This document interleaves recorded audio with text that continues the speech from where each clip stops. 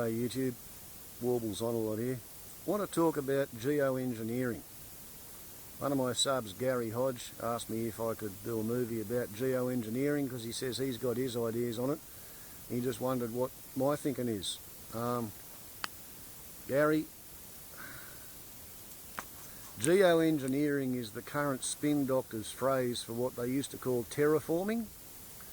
Terraforming means when you take a planet that's not fit for Earth-type life to run around unprotected on, and you change it, and you modify it, and you make the other planet more like the Earth.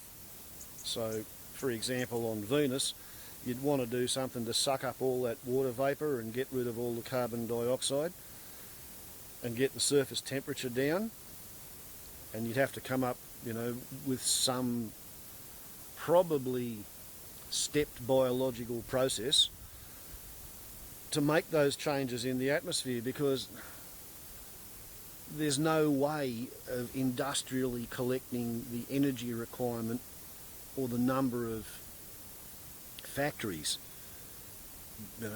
with air compressors to suck the air in and then modify it chemically and on an industrial scale and then pump out the Earth normal air on Venus. Mars is another one. People who were used to talk about terraforming Mars, as soon as they found that there were in fact polar ice caps on Mars, the big theory has been that if you could just go there and melt the polar ice caps and put them into the atmosphere as water vapour, that would thicken the atmosphere. It would raise the barometric pressure. Their big goal is to get Mars to the point where people can walk around wearing a simple respirator and not need a full vacuum pressure suit, which is what you pretty much need at the moment. They're great ideas. They're marvellous things to think about in an abstract fashion when you're safe in your armchair in front of the fire, particularly back in the 1930s and 40s when they were daydreaming about rocket ships, and then more so in the 50s and 60s when they had satellites and space capsules and an actual program to go and land on the moon and come back again. There was a time when the science fiction writers thought that those of them who'd been children in the Second World War were going to get to retire to a geriatric village on the moon, because up there's only 1/6 of the gravity, so they reckoned that their cardiovascular system that they plan on wrecking by eating too much animal fat and covering it in salt and washing it down with sugar.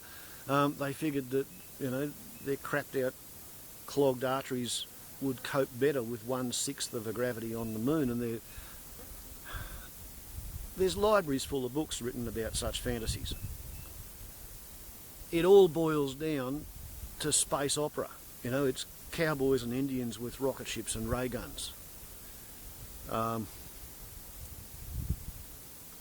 During the 1990s, there was a writer called Kim Stanley Robinson who sort of took up the cudgel and nailed his colours to the mast on the theory that humanity needed to colonise Mars and humanity needed to terraform Mars, so that when the inevitable environmental population bomb, arable land, resources, pollution, disaster occurs on Earth, then he wanted there to be a viable standalone colony somewhere else in the universe.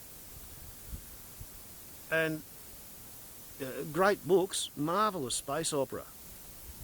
Trouble is, Kim Stanley Robinson has a fatal flaw for a science fiction writer, which is he appears to suffer from a terrible fear of flying, which means that he's never actually learnt anything about aeronautical engineering, and his books are literally riddled with totally obvious bullshit mistakes.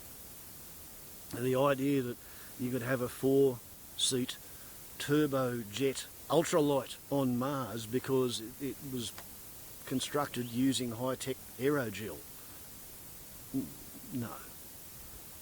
No, anybody who thinks they're going to fly with a turbojet powered aircraft on Mars with the atmosphere it's got now is completely deluded. Absolutely deluded. Whatever you're going to use up there is going to have flapping wings or a bloody great big propeller to engage enough of the atmosphere, which is so incredibly thin. And it's not going to be an ultralight because it's got to be too big for that. But nonetheless, a lot of people in the Western world really loved Kim Stanley Robinson's Red Mars, Green Mars, Blue Mars trilogy, and it's got them by the frontal lobes, and they're still banging on about it, thinking that it's going to happen if they just keep pressuring the politicians. But when the science fiction writers get the politicians involved in trying to engineer a fantasy, well, that's how the United Soviet Socialist Republics lost the Cold War to the United States of America. The science fiction writers got the American president involved in the idea of a nuclear umbrella in space called the Strategic Defense Initiative, or Star Wars, which nobody had any idea how to build, but they threw money at trying ideas that didn't actually work. The Russians thought, oh, what if some of these ideas do work? So the Russians got involved in trying to outcompete a science fiction fantasy called the Strategic Defense Initiative. So you can send not only industrial nations, you can send industrial empires bankrupt by trying to pursue space-based technology that isn't practical. And some of the practical problems in geo-engineering, or terraforming the Earth to be more like the way Earth used to be.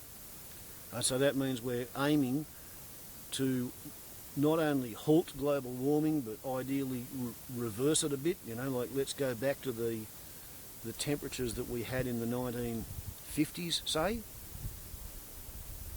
So we've got to shave 1.2 degrees or something off the temperature of the planet. Well, that's going to be kind of difficult to do, because not only have we heated the atmosphere and started getting a temperature gradient going between the hot air and the ocean such that the heat is going into the ocean, we're in a wind cycle which has stirred up the surface of the Pacific Ocean so that the hot water is now buried about 275 feet deep in the ocean.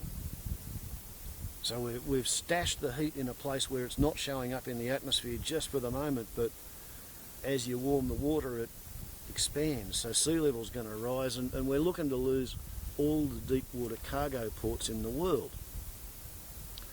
To try and stop that from happening, I've read of schemes involving putting a dam across the mouth of the Mediterranean Sea, so that when the Atlantic Ocean rises by a metre, it doesn't flood all the ancient ports on the Mediterranean coastline. Good luck with that one. I've just read a bit of an article on flood mitigation in the United Kingdom of Great Britain, and basically, unless they can save $8 worth of assets by spending $1 worth of flood mitigation, no council or government in Britain is interested in taking on the plan. They can't afford the engineering to prevent floods from inundating some parts of Britain, and the only viable economically practical answer is to abandon that land to the rising waters. So how are you going to run your global village when all your deep water cargo handling ports are under an extra metre of water? We don't have the resources to rebuild them. We're certainly not going to be able to handle fleets of iron ore carriers and coal carriers to take Gina Rinehart's mountainous lumps of iron ore and coal to the smelters, burn the coal, pump more carbon dioxide into the atmosphere, refine the iron ore into steel, then burn more coal in a power plant to make the electricity to run the grindstones while people grind the billets of steel back down to iron filings, so you can then load them iron filings back into the fleet of ore carriers and steam them around in circles and figure eights at the bottom of the Pacific and Atlantic Oceans, and throw out the iron filings in the hope that phytoplankton will grow in huge algae mats fertilised by the iron filings, and then after they've sucked all the carbon dioxide out of the air, the algae mats are going to fall to the bottom of the ocean. We're only just now beginning to understand the mechanism of where the heat's going and how it got to be 275 feet down in the deep ocean. We've got no chance of understanding what's going to happen if they start chucking out boatloads of iron filings. The few small experiments people have tried on it, aroused storms of protest and have been declared illegal by the United Nations and lots of other individual sovereign countries. The little bit of scientific data they got suggests that it didn't work anyway. There have been various schemes hatched and floated, bruited about, mooted, to shield the Earth from the solar radiation. One of these is to pretend that there are floating ice packs all over the ocean. It involves covering the sea with ping pong balls or lumps of foam styrene. Not particularly big, but there got to be enough of them that they rub shoulder to shoulder and they cover huge areas, and that's going to increase the albedo or reflecting power of planet Earth. Because as we melt the ice caps, we are reducing the reflecting power of planet Earth, and you know, pack ice has about a 58% albedo and ocean has about a 48%. Might be 52 and 48. Doesn't sound like much, but over the entire polar caps, it's a lot. It's a lot. So yeah, that's one idea, is cover the ocean in foam styrene balls or, you know, hollow ping pong balls. Something that can withstand any storm and continue to float and stay white. So presumably the people who thought that one up hadn't considered the idea that there are now atolls in the Pacific where the beach is not made of sand, it's made of granulated plastic that's been busted up by the waves from all of the bottles and plastic pollution that emerges from the coastlines and the ocean-going fleets of ships that are already out there. I don't think what's left of the ocean's biodiversity needs any more plastic poisoning, thank you very much. So we'll scrub that idea. Then there's the idea to compete with volcanoes and fart vast quantities of sulphur dioxide into the sky, and that's going to go milky white.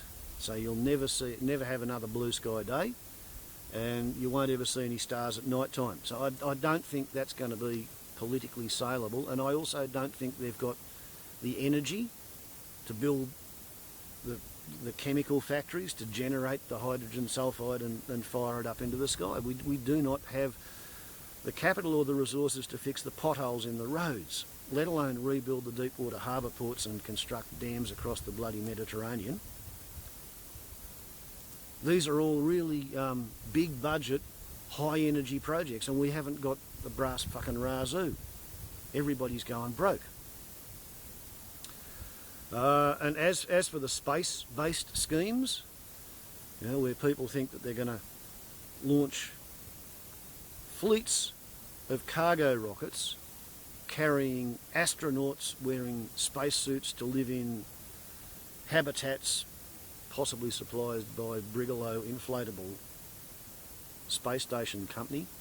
And these fellas are going to go up there and they're going to construct an array of mirrors between the Earth and the Sun, and they're going to intercept 1, 2, 5, 10% of the light that's headed in the general direction of Earth, and they're just going to beam that off into space for a while. Okay, well, apart from the fact that you'd have to ask China to get involved with that, because the Americans, you know, they got ethnically cleansed from manned Earth orbit by a sad man who's insane, and Osama bin Laden, right? That's who shot America out of manned Earth orbit. The Iraq War and the Afghan War sucked up all of their money, feeding the military to go out and get PTSD and come home and jump at shadows until they kill themselves. So the Americans won't be doing it. Europe's broke. The Chinese can put more people in space than anybody else at the moment. You know, they can put 3 people in orbit. They're going to build their own space station because the Yanks tried to shut them out of the ISS, International Space Station. But because the Yanks and the Russians were doing it, the Chinese weren't allowed to go and play there. And the Russians are still using 1970s vintage technology. They sold a whole heap of it to the Chinese, and the Chinese have enlarged everything and made it go and given it new circuit boards. So it's actually It's not Russian technology that the Chinese are using, but it is Russian technology that the Russians are using, and it is old Russian technology that the Russians are renting to the Americans. And who knows whether the Chinese will allow the Americans to get a ride on their rocket when the Russian one stops working. But all other jokes aside, this idea for a mirror in space at the Lagrange point between the Earth and the Sun so that orbital mechanics will help to hold it still, it all seems to have completely ignored all of the work that's been done by people who are trying to build spacecraft powered by solar sails. Seems to me that if you get mylar and cover it with aluminium, you know, one molecule thick to make it into a flexible mirror, and you put parachute lines on it and connect it to your space capsule, and it works as a sail, and you can, you know, kid yourself that you can move around on light pressure alone. The only problem with that idea is that you're only ever going to be able to go away from the sun. You're not going to be able to tack because there's nothing to stick your centreboard or your keel into. You can only go away from the sun. If you want to come back, you're going to have to do a slingshot around another planet. So if you get your navigation wrong at the start, you're fucked. Totally fucked. You're not going to be able to go sideways when you get halfway there. You can't angle the sail and tack. You go away from the sun. But it's been pretty firmly well established that there is such a thing as photon pressure, and the light sailors, you know, if you really wanted to sail from Earth to Pluto and never be able to get back because you'd be going too fast, then yeah, a light sail powered vehicle would work. So what's going to happen to the array of mylar aluminised mirrors at the Lagrange point to intercept a significant percentage of the sun's radiation coming in the direction of Earth? It's not going to stay there unless you continually fart with rockets to keep it there, and the rockets are going to have an equal amount of driving force to the amount of sunlight that it intercepts, because the sunlight bounces off action-reaction, and your solar mirror is basically going to sail back down to Earth. So we'll scratch that idea. So floating ping pong balls isn't going to work, dumping iron filings isn't going to work, farting hydrogen sulfide isn't going to work, and mirrors in space isn't going to work. So what was this about geoengineering that was real? What was there that was real about the idea that we could make Earth more like Earth used to be, even though we're right at the moment doing our level best to de-terraform the Earth, and we're on track to make Earth just like Venus? The reason Venus is 450 degrees Celsius during the day, not quite that bad on the night side, is because it's had a runaway greenhouse effect. Every bit of water on the surface of Venus is gone, it's evaporated, it's up there as water vapour in the extremely hot atmosphere. Forget about terraforming Mars, because we're de-terraforming the Earth. We have no political will among the population to reduce our individual or collective lifestyles. You can't go into the suburbs and get elected as a politician on the platform that you're going to get everybody to make less money, pay more tax, consume less, and use less energy and generate less pollution. They don't want to know that. They want to grow.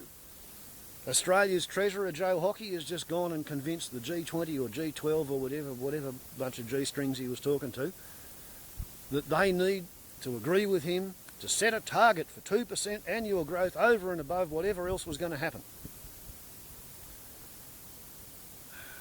So the idea of geoengineering Earth, terraforming Earth, would be to try and make it more like it used to be. So that means we have to make the biomass increase, and we have to make the biodiversity increase. So we have to stop expanding farmlands, and anywhere that is marginal farmland should really be allowed to return to the wild. Yeah? Nothing else is going to work. We don't have the understanding necessary to manage, bracket, inverted commas, man age, close inverted commas, close bracket. And that's what it means. Manage means to make something grow old faster by treating it the way people do. Huh? Here is an unmanaged wild landscape. All I do is whip a snippet to try and sheet mulch and make the topsoil grow up faster. Out here, this is farmland. That's being man-aged in order to generate a profit. It's got to generate its rates, it's got to maintain its fences, it's got to maintain its vehicles, it's got to pay the wages of the bloke who man-ages it for the absentee landlord, and he wants a return on his investment as well. And whatever he thought it was worth 3 years ago, it's now worth 30% less because land values have been dropping. So it's being man-aged, and that's why the rocks are sticking up.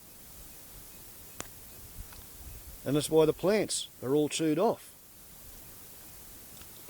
Because nobody is actually interested in doing what it takes to geo-engineer the earth, to terraform the earth and make the earth more like it used to be.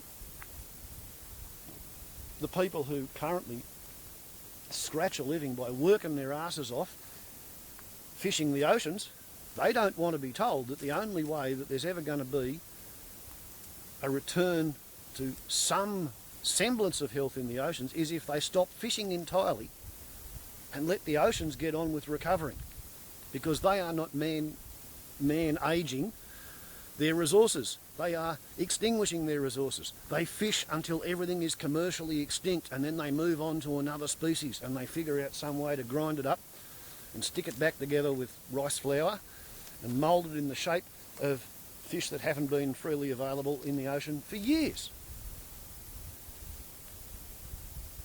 So anyway, that's what I think about geo-engineering, Hodgie. It's diversional therapy for fucking Fruit Loops. It's something to stop them from facing the reality of what's going on around them every time they go to the supermarket.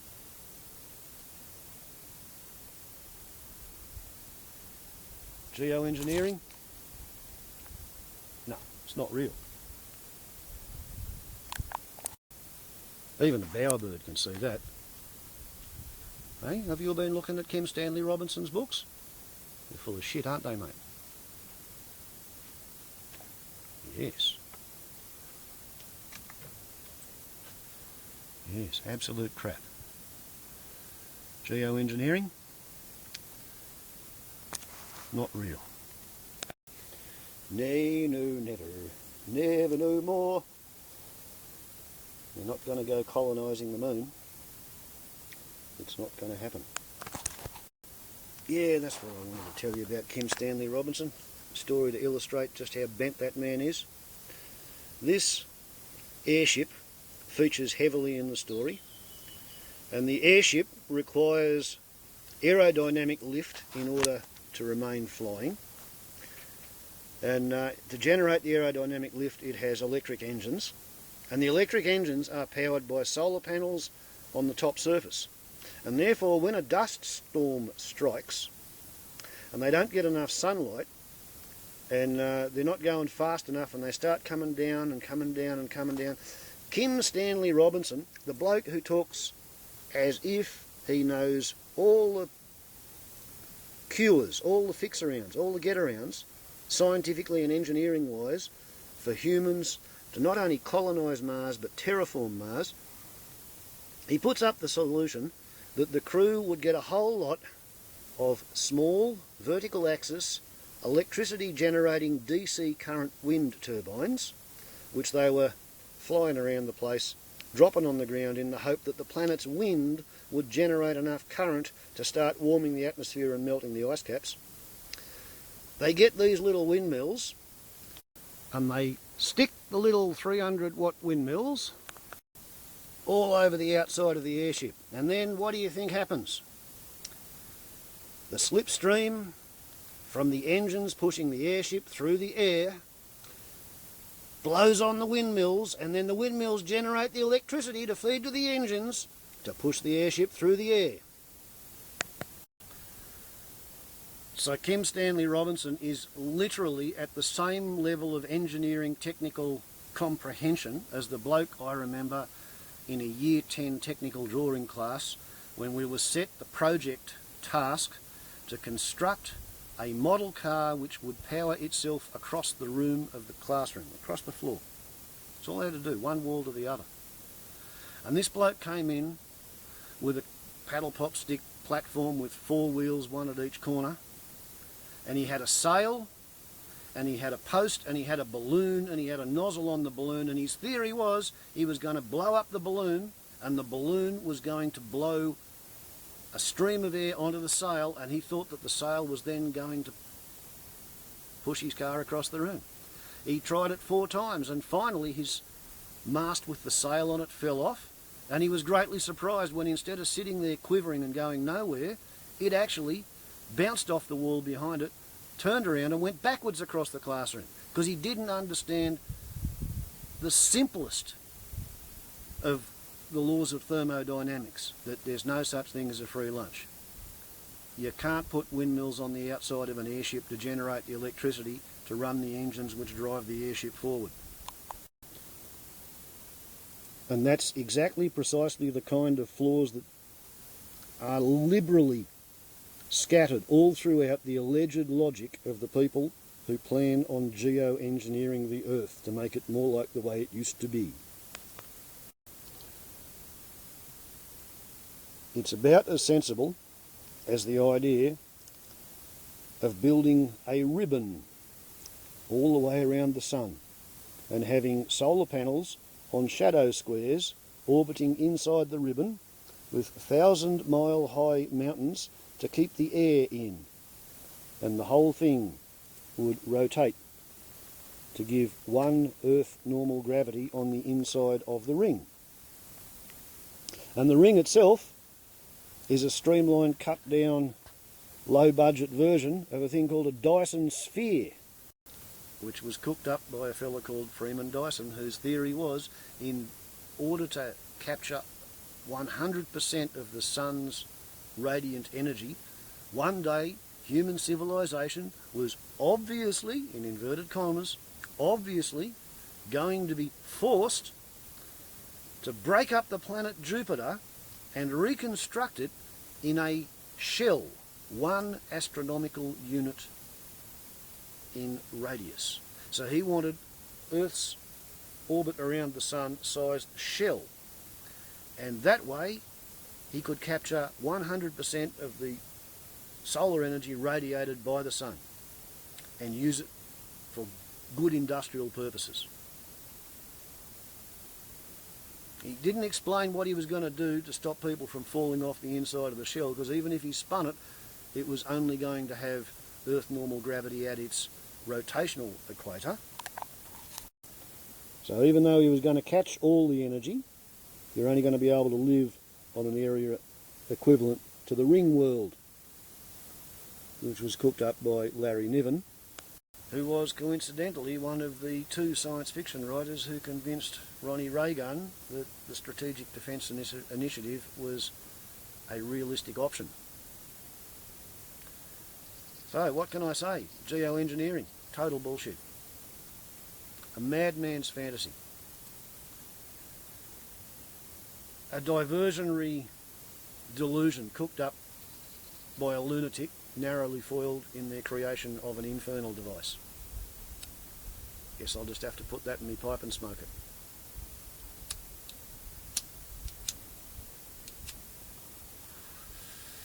Kind of difficult lighting backhanded in a slight breeze, but we managed it. There you go, Gary. Now you can have a real good laugh at it and tell me what's wrong with my objections to geo-engineering, because I've spent years thinking it was a crock of shit. I'm pretty sure it is a crock of shit. It's not going to happen. Warbles on a lot to YouTube. Ciao.